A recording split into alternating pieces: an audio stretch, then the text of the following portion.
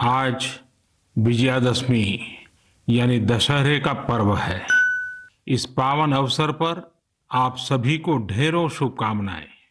दशहरे का ये पर्व असत्य पर सत्य की जीत का पर्व है, लेकिन साथ ही ये एक तरह से संकटों पर धैर्य की जीत का पर्व भी है।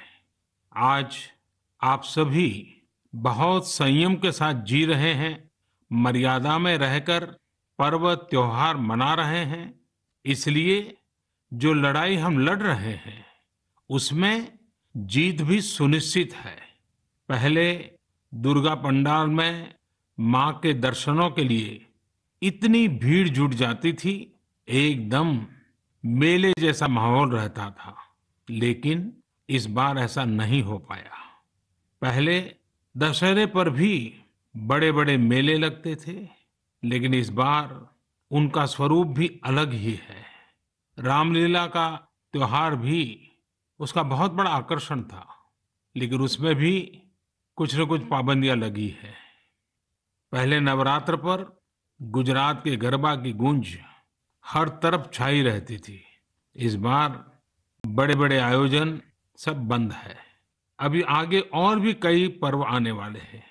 अभी ईद है, शरद पूर्णिमा है, वाल्मीकि जयंती है, फिर धनतेरस, दिवाली, भाई दूज, छठी मैया की पूजा है, गुरु नानक देव जी की जयंती है।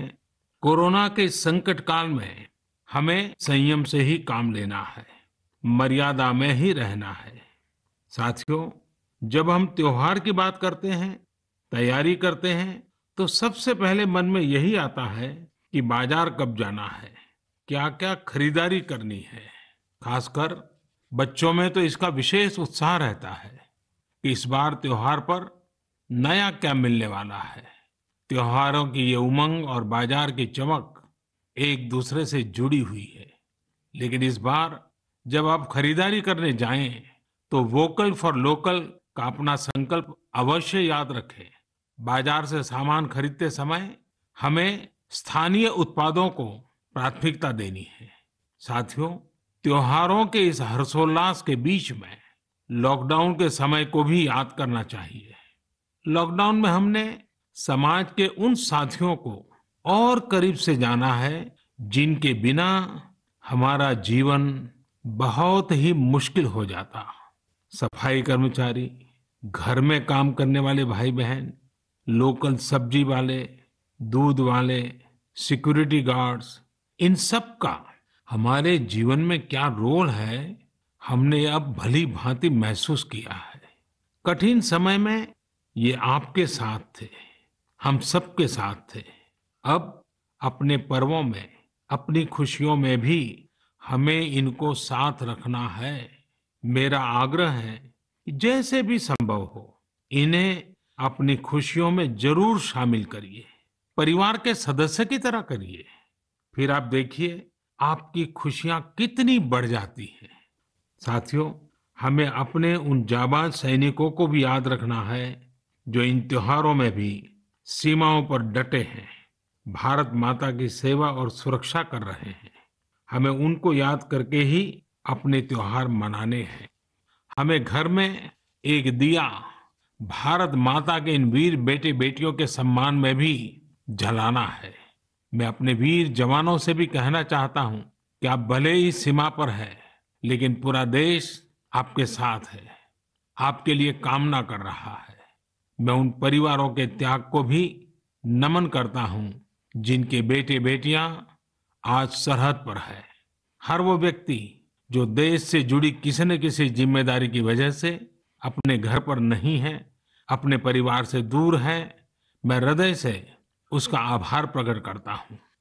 मेरे प्यारे देशवासियों, आज जब हम लोकल के लिए वोकल हो रहे हैं, तो दुनिया भी हमारे लोकल प्रोडक्ट्स की फैन हो रही है। हमारे कई लोकल प्रोडक्ट्स में ग्लोबल होने की बहुत बड़ी शक्ति है।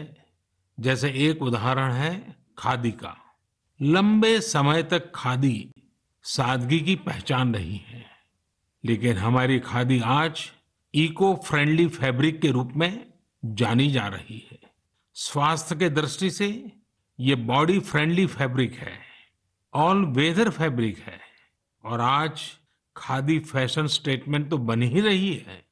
खादी की पॉपुलैरिटी तो बढ़ ही रही है, साथ ही दुनिया में कई जगह खादी बनाई भी जा रही है। मेक्सिको में एक जगह है ओहाका। इस इलाके में कई गांव ऐसे हैं जहां स्थानीय ग्रामीण खादी बुनने का काम करते हैं। आज यहाँ की खादी ओहाका खादी के नाम से प्रसिद्ध हो चुकी है। ओहाका में खादी कैसे पहुंची, ये भी कम इंटरेस्टिंग नहीं है। दरअसल मेक्सिको के एक युवा मार्क ब्राउन ने एक बार महात्मा गांधी पर एक फिल्म देखी। ब्राउन ये फिल्म देखकर बापू से इतना प्रभावित हुए कि वो भारत में बापू के आश्रम आए और बापू के बारे में और गहराई से जाना समझा। तब ब्राउन को एहसास हुआ कि खादी केवल एक कपड़ा ही नहीं है, बल्कि ये तो एक पूरी जीवन पद्धति है। इससे किस तरह से ग्रामीण अर्थव्यवस्था और आत्मनिर्भरता का दर्शन जुड़ा है, ब्राउन इससे बहुत प्रभावित हुए। यहीं से ब्राउन ने ठाना कि वो मैक्सिको में जाकर खादी का काम शुरू करेंगे। उन्होंने मैक्सिको के ओहाका में ग्रामीणों को खादी का काम सिखाया, उन्हें प्रशिक्षित किया और आज ओहाका खादी एक ब्रांड बन गया है। इस प्रोजेक्ट की वेबसाइट पर लिखा है द सिंबल ऑफ धर्म इन मोशन। इस वेबसाइट में मार्क ब्राउन का बहुत ही दिलचस्प इंटरव्यू भी मिलेगा। वे बताते हैं कि शुरू में लोग खादी को लेकर संदेह में थे, परंतु आखिरकार इसमें लोगों की दिलचस्पी बढ़ी और इसका बाजार तैयार हो गया। ये कहते हैं ये राम राज्य से जुड़ी बातें हैं। जब आप लोगों की जरूरतों को पूरा करते हैं तो फिर लोग भी आपसे जुड़ने चले आते हैं। साथियों, दिल्ली के कनॉट प्लेस के खादी स्टोर में इस बार गांधी जयंती पर एक ही दिन में 1 करोड़ रुपए से ज्यादा की खरीदारी हुई। इसी तरह कोरोना के इस समय में खादी के मास्क भी बहुत पॉपुलर हो रहे हैं। देश भर में कई जगह सेल्फ हेल्प ग्रुप्स और दूसरी संस्थाएं खादी के मास्क बना रहे हैं। यूपी में बाराबंकी में एक महिला है सुमन देवी जी। सुमन जी ने सेल्फ हेल्प ग्रुप की अपनी साथी महिलाओं के साथ मिलकर खादी मास्क बनाना शुरू किया। धीरे धीरे उनके साथ अन्य महिलाएं भी जुड़ती चली गई। अब वे सभी मिलकर हजारों खादी मास्क बना रही हैं। हमारे लोकल प्रोडक्ट्स की खूबी है कि उनके साथ अक्सर एक पूरा दर्शन जुड़ा होता है। मेरे प्यारे देशवासियों, जब हमें अपनी चीजों पर गर्व होता है तो दुनिया में भी उनके प्रति जिज्ञासा बढ़ती है।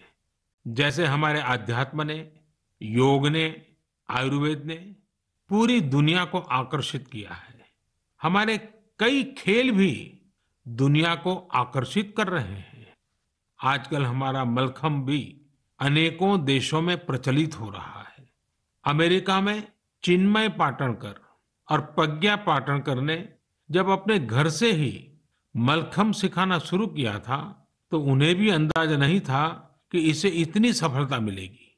अमेरिका में आज कई स्थानों पर मलखम्ब ट्रेनिंग सेंटर्स चल रहे हैं। बड़ी संख्या में अमेरिका के युवा इससे जुड़ रहे हैं, मलखम्ब सीख रहे हैं। आज जर्मनी हो, पोलैंड हो, मलेशिया हो, ऐसे करीब 20 अन्य देशों में भी मलखम्ब खूब पॉपुलर हो रहा है।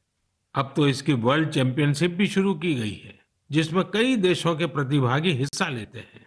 भारत में तो प्राचीन काल से कई ऐसे खेल रहे हैं जो हमारे भीतर एक असाधारण विकास करते हैं, हमारे माइंड बॉडी बैलेंस को एक नए आयाम पर ले जाते हैं। लेकिन संभवतः नई पीढ़ी के हमारे युवा साथी मलखम्ब से उतना परिचित न हो। आप इसे इंटरनेट पर जरूर सर्च करिए और देखिए। साथियों, हमारे देश में कितनी ही मार्शल आर्ट्स है। मैं चाहूंगा कि हमारे युवा साथी इनके बारे में भी जाने, इन्हें सीखें और समय के हिसाब से इनोवेट भी करें। जब जीवन में बड़ी चुनौतियां नहीं होती हैं तो व्यक्तित्व का सर्वश्रेष्ठ भी बाहर निकलकर नहीं आता है। इसलिए अपने आप को हमेशा चैलेंज करते रहिए। मेरे प्यारे देशवासियों, कहा जाता है लर्निंग इज ग्रोइंग। आज मन की बात में मैं आपका परिचय एक ऐसे व्यक्ति से कराऊंगा जिसमें एक अनोखा जुनून है। यह जुनून है दूसरों के साथ रीडिंग और लर्निंग की खुशियों को बांटने का। यह है पोन मारियप्पन। पोन मारियप्पन तमिलनाडु के तूतुकुड़ी में रहते हैं। तूतुकुड़ी को पर्ल सिटी यानी मोतियों के शहर के रूप में भी जाना जाता है। यह कभी पांडियन साम्राज्य का एक महत्वपूर्ण केंद्र था। यहाँ रहने वाले मेरे दोस्त पोन मारियप्पन हेयर कटिंग के पेशे से जुड़े हैं और एक सैलून चलाते हैं। बहुत छोटा सा सैलून है। उन्होंने एक अनोखा और प्रेरणादायी काम किया है। अपने सैलून के एक हिस्से को ही पुस्तकालय बना दिया है।